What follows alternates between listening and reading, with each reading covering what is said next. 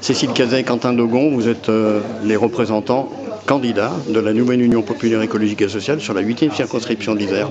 Alors, qu'est-ce qui vous conduit à être candidat? Déjà, la tête de liste peut-être, Quentin Dogon, pour vous qui êtes enseignant. Alors, moi je suis enseignant, j'ai une fille qui a 3 ans, je travaille avec les jeunes tous les jours, je vois les jeunes tous les jours, et ma plus grande inquiétude aujourd'hui, c'est les scientifiques du rapport du GIEC qui nous ont dit que nous avions 3 ans pour agir. Et on sort de 5 ans d'inaction climatique. Il n'y a quasiment rien qui a été fait. Ça va pas assez vite, il faut qu'on accélère.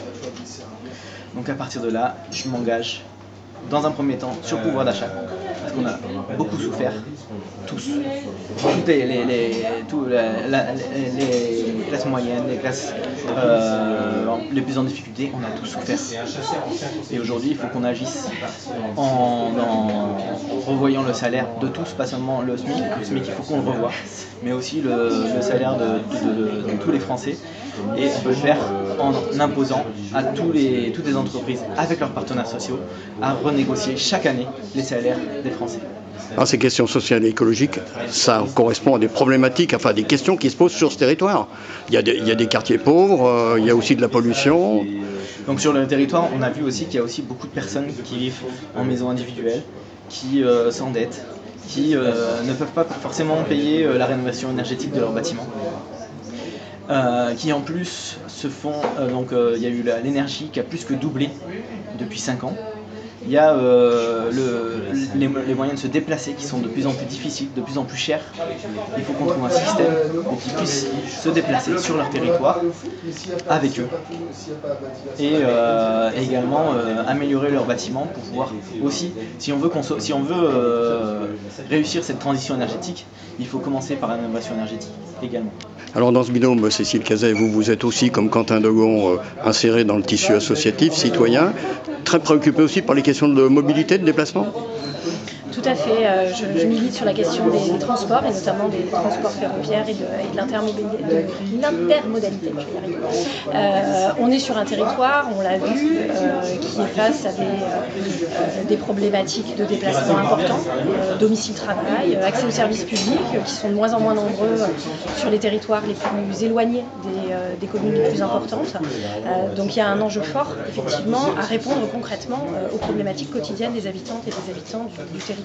Alors ce territoire, c'est à la fois un territoire urbain, mais aussi un territoire agricole. Qu'est-ce que vous répondez aujourd'hui aux difficultés des agriculteurs, en particulier liées au réchauffement climatique? Sur les questions agricoles, on a un sujet majeur, dans la mesure où on ne peut pas se passer d'une agriculture de proximité et de qualité. Quentin, tout à l'heure, lors de la conférence de presse, évoquait l'augmentation des prix des denrées alimentaires. Effectivement, quand on consomme des denrées qui viennent de l'autre bout du monde, au-delà de la question évidemment environnementale, il y a aussi une question de pouvoir d'achat. Et on le voit, il fait 34 degrés aujourd'hui le 9 juin. On a un certain nombre de l'ensemble des agriculteurs qui sont en interrogation forte sur dans 6 mois, dans 1 an, dans 5 ans, qu'est-ce qu'on pourra continuer à produire sur le territoire, parce qu'aujourd'hui on a un certain nombre de productions historiques, locales, qui sont rendues de plus en plus difficiles. Donc il faut absolument, dans le cadre de cette transition écologique et sociale, accompagner le secteur agricole de manière à lutter contre le dérèglement climatique, mais aussi à s'adapter aux évolutions auxquelles on a à faire face. Quentin Dogon, comment vous voyez-vous le 20 juin prochain à l'Assemblée nationale? Je suis prêt. Je suis prêt à rejoindre l'Assemblée nationale. J'ai prévenu ma fille. Je vais être absent quelques fois par semaine. Ça peut m'arriver pour les formations. J'ai été absent. Elle le sait. Donc on est habitué à communiquer ensemble aussi en visio. Et c'est pour elle que je le fais. Et je vais continuer justement, parce que j'ai ma fille ici, je vais continuer à vivre sur le territoire viennois. Vous ne serez pas un député parisien? Je vais faire des allers-retours. Je vais parfois être obligé de dormir sur Paris. Je le ferai aussi parce que c'est important d'être à l'Assemblée nationale la nuit quand il y a des lois. Et je reviendrai sur le territoire les journées où je peux y être. Et je continuerai à travailler avec l'ensemble des habitants du territoire. En tant qu'enseignant et militant associatif que vous êtes, vous vous imaginez ce parcours? C'est venu parce que j'étais militant associatif justement, et à un moment donné, quand on est dans les associations, qu'on se mobilise régulièrement, on a beaucoup d'objectifs, et puis finalement on voit que c'est toujours bloqué. À l'Assemblée nationale, on avait interpellé la députée sur les entrepôts d'Amazon et le développement de cela sur les territoires, sur l'artificialisation des sols.